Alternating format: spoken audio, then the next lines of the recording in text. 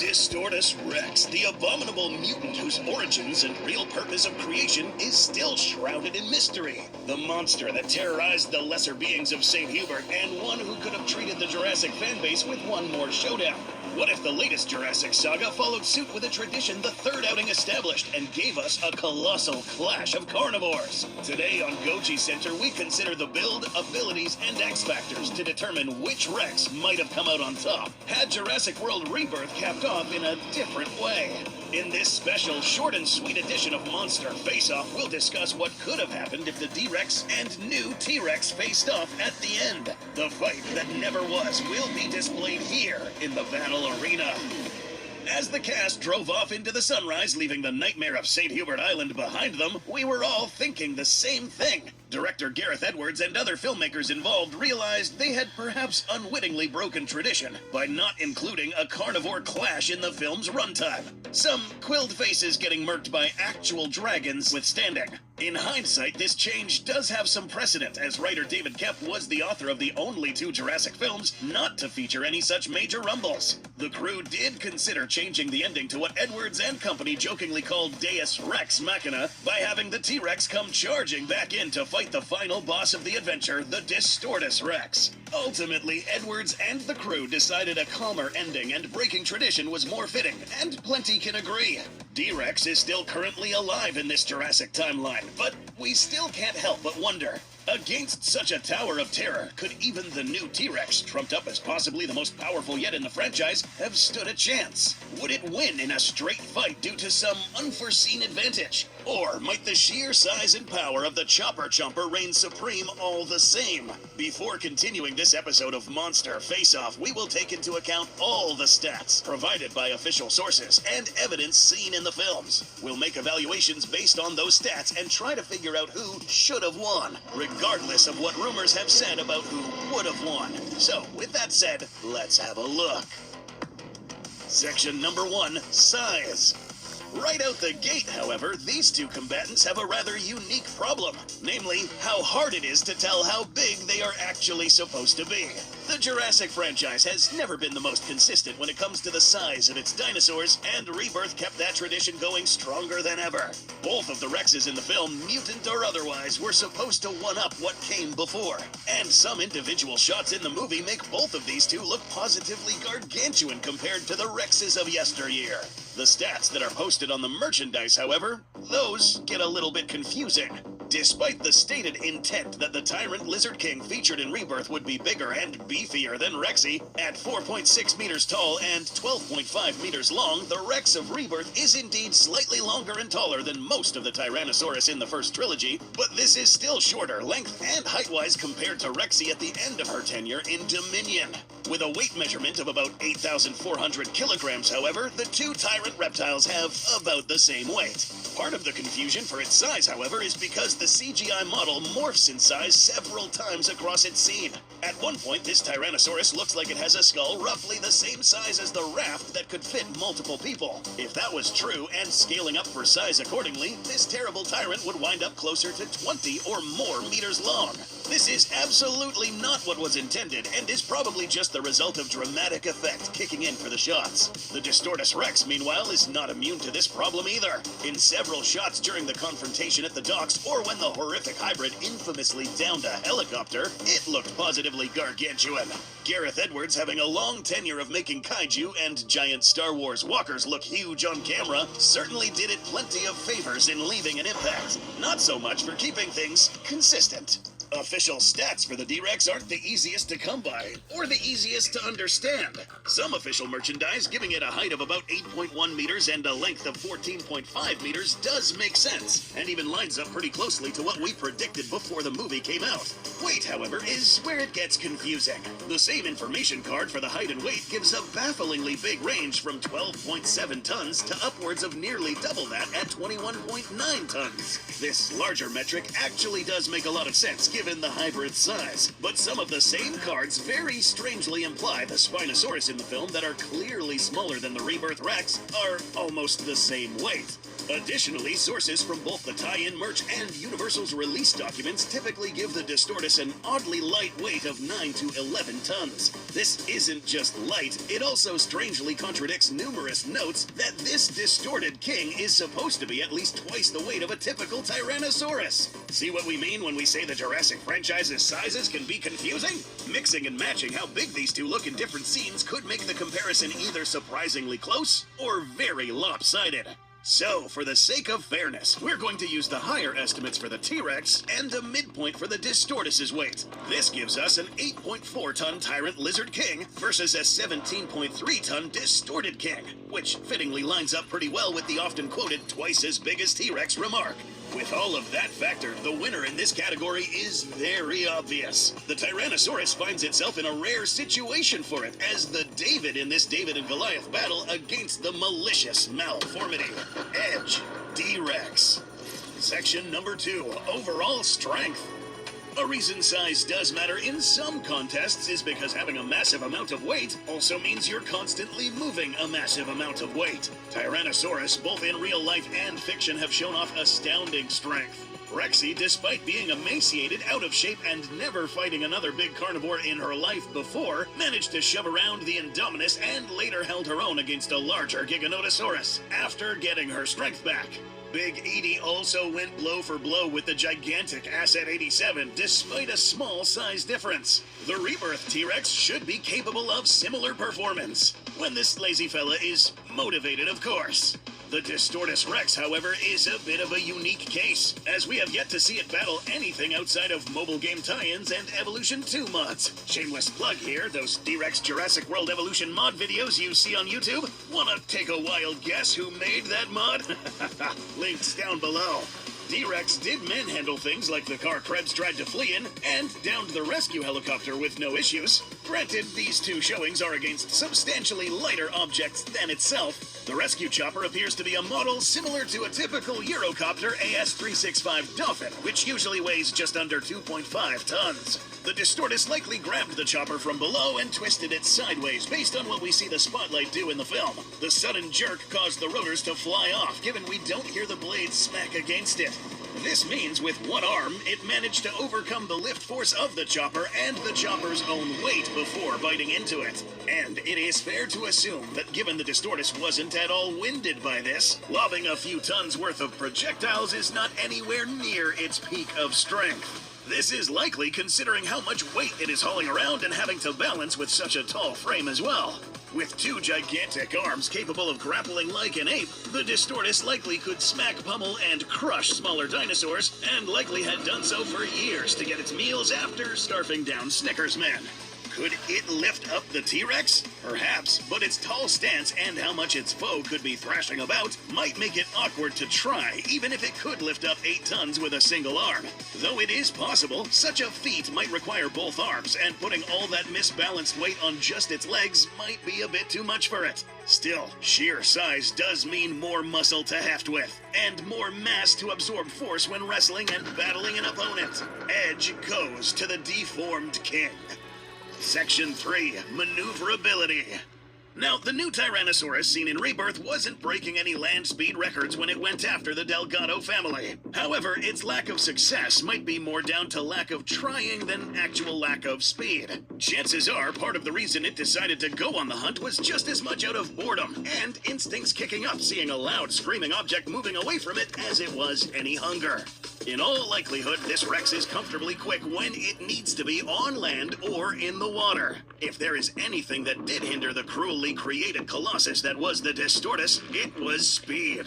We don't really see the D-Rex ever having a particular need to start booking it, but looking at its build doesn't really imply anything particularly swift. Its extremely tall stance, skinny limbs, and malformed body would make picking up speed awkward. Agility is another factor.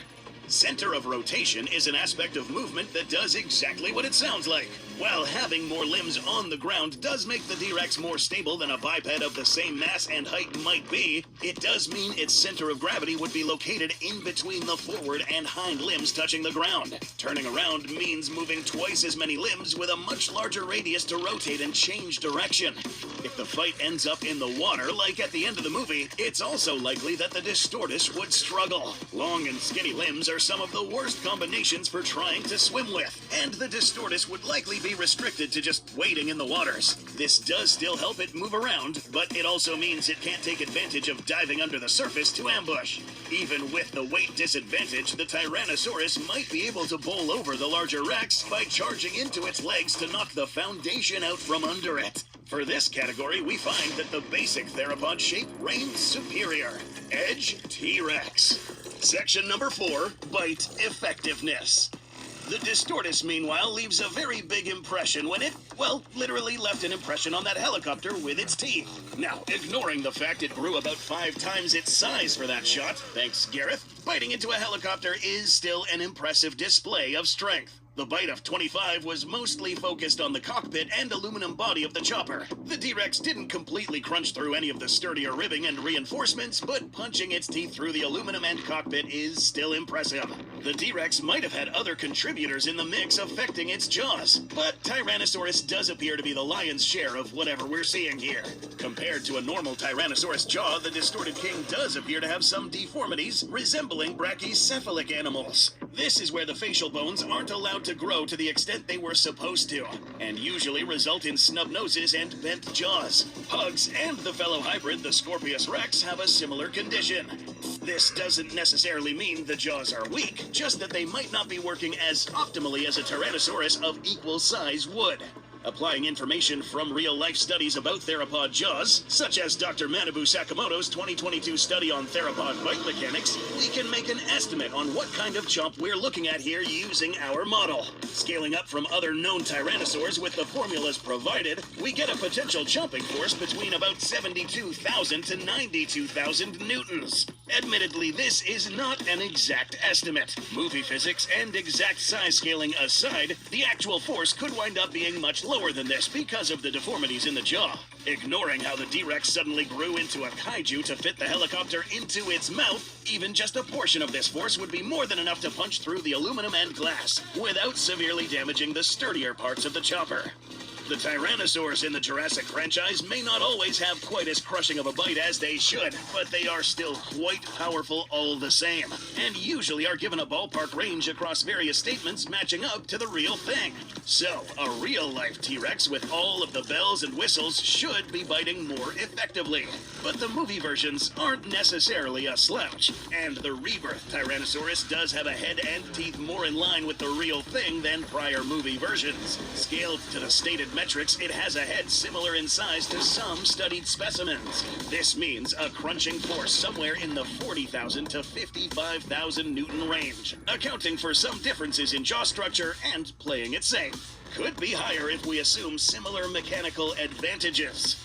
So, the Distorted King likely has a heftier crush even with a suboptimal jaw, but the Tyrant King is not far behind, and would be more easily able to land multiple bites thanks to its frame. In the biting department, one can probably crunch harder, but the other can chop down more easily and quickly. That means equal damage. For this category, we'll leave it as a draw for both combatants. Section number 5, Auxiliary Weapons. While the rebirth Tyrannosaurus never showed any particular need to move quickly outside of an accidental disappearing act, there's little reason to think it can't. Extra mass might slow it down compared to someone like Rexy back in 1993, but even moving at a slower pace, it still has a very robust head that would be perfect for bludgeoning and crushing. The Buck, Bull, and Big Edie have all shown that Tyrannosaurs in this franchise are not adverse to using their heads as battering rams or bludgeons. A full-body charge with enough speed behind it focused on that big brow at the top of its head could easily produce kinetic energy exceeding 300 to 400 kilojoules. How much impact force is behind that would depend on a lot of factors, but those are similar numbers to a 35-mile-per-hour pickup truck crash when not accounting for the crumple zones. The Distortus, meanwhile, doesn't really have the speed or the striking capability to use its head like that. It might not even want to, given how soft the top of its skull seems to be. Instead, its best asset in the fight, probably even more so than its head, would be its arms. Whatever is in the mix with this horrendous hybrid mutant gives it plenty of dexterity. In the fight, the Distorted King would swat, smack, and crush with potentially disastrous amounts of force. If the Tyrannosaurus got pinned to the ground and smashed from above, so all that force is pressed against the hard ground, that might be curtains for the Tyrant Lizard King. These same arms did also casually throw a roughly 2-ton helicopter after all. Whether they could actually pick up the Tyrannosaurus remains to be seen. In this specific fight, it might not even have to. Given how tall the Distortus is and how it seems to need to move carefully to avoid toppling, something supported by the Universal documents, lifting about half its own body weight with just one arm might not be feasible. Using both arms might get the job done, but that would leave it with a substantially less stable stance. This doesn't appear to be something that would be throwing itself around and swinging about like Tarzan. Grappling could be done to try and seize hold of the Tyrannosaurus, but swinging or hefting its opponents might be outside the wheelhouse, and not used in favor of pummeling and smashing. The Tyrannosaurus's charge does give it a potentially critical opening attack to knock the Distortus off balance. However, it would need space and an opening to wind up for the best effect. Thanks to its great reach and potential to follow up, the deformed king takes this advantage. Section 6. X Factors. The senses of Tyrannosaurus, both in real life and in the franchise, have already been covered extensively before. The Lost World established the replicated tyrants still have their superb sense of smell. Other outings in the franchise can vouch for a good sense of hearing and night vision. What's going on with the motion-based vision is a matter of debate, but most of the films seem to indicate at the very least the replicated Tyrannosaurus from the original 90s batch more easily track moving objects than stationary ones. It remains to be seen or confirmed if this newer model suffered the same issues or not, but it likely has decent enough vision all the same. It's also noteworthy that this T-Rex is extremely stealthy when it wants to be, being quieter in movement and vocalizing than prior Tyrannosaurus. The Distortus Rex, however, is quite mysterious on what's going on under the hood. For example, that noticeably bulbous forehead it has could be from having a species like a beluga added into the mixture. These and other dolphins actually have fairly gnarly-looking skulls that bear more than a passing resemblance to crocodiles when you look at just the bones. The round protrusion that smooths out the head is largely made up by an organ called a melon. Made of specialized fats and wax, this organ helps to focus echolocation into specific directions. So, does the Distortus have this and it has another means of navigating the dark? Impossible to tell, really. This exact same shape could also be due to errors in embryonic development. Hydrocephaly is a condition where cerebrospinal fluids build up in the brain case. This can put pressure on the brain, damaging parts and causing the head to abnormally swell, expanding the skull or leaving soft, squishy lobes outside of the skull. So we're left with a bit of a question. Either the D-Rex looks this way because it is a hybrid and might have some special abilities, or it looks the way it does because it's deformed. We stress that there really is no concrete answer on this one yet film-wise. To give our best guess, we can look at the traits involved as well as what the creature does in the movie. If the Distortus has echolocation, it doesn't really seem to be showing it, given how easily it lost track of Duncan when he was right in front of it at the end of the movie. Known symptoms for hydrocephalic individuals, meanwhile, include distorted voices, changes in reasoning, irritability, poor temper control, slowed movement, and decreased coordination. Those all don't sound a lot like what we see more than any whale-based superpower. Universal easily could change this with more information, but for now, the D-Rex's distinctive look seems to be more a factor of distortion than any intentional hybrid design. This X Factor did discuss a lot of what we would cover in the senses category, so for this potentially critical edge in ambushing at night, the Tyrannosaurus takes another point. With all our stats in play, let's take a quick look at how this fight could go.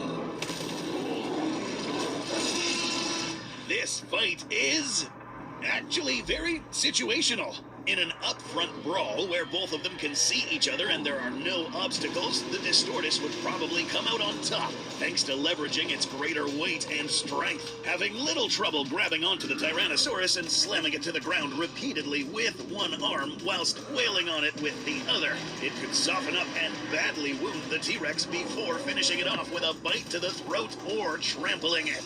However, the circumstances of the fight in the movie might tilt the odds. Given this T-Rex seems to be very adept in the water and likes to hang around rivers, it is likely the fight would involve the T-Rex ambushing the D-Rex in the water and taking it by surprise. Since the D-Rex would be wading into the river, that means the T-Rex would likely go for the legs and get the first strike. It might not be enough to drop the D-Rex, but it could cut into the foundations and slow the already less nimble behemoth down. From there, if the D-Rex could grab a hold of the T-Rex and fight back, it might get some momentum. But fighting at night and in all that water and darkness could make keeping hold and pummeling the T-Rex difficult. A direct bite would be devastating, but getting close might also put the D-Rex at risk of a crunch to its own face and rupturing the soft dome of its noggin. This is where the humans might have intervened to help further tilt the odds. Well-executed flares might distract the D-Rex momentarily and give the T-Rex another opening. Alternatively, if the T-Rex got back in the water, it might be able to escape notice and come back for another surprise attack aimed at a more critical spot like the face or neck. Now, it was rumored that the T-Rex was actually supposed to win this fight. Quite frankly, we think that this happening, that being T-Rex pulling off this win, would be quite difficult in a fair and square fight in neutral terrain. If the T-Rex does manage to win, it would have been depending on outside factors such as leveraging terrain, humans playing a major role in distracting the T-Rex, and the T-Rex leveraging this distraction to then kill the Distortus Rex. And where did we see this happen before?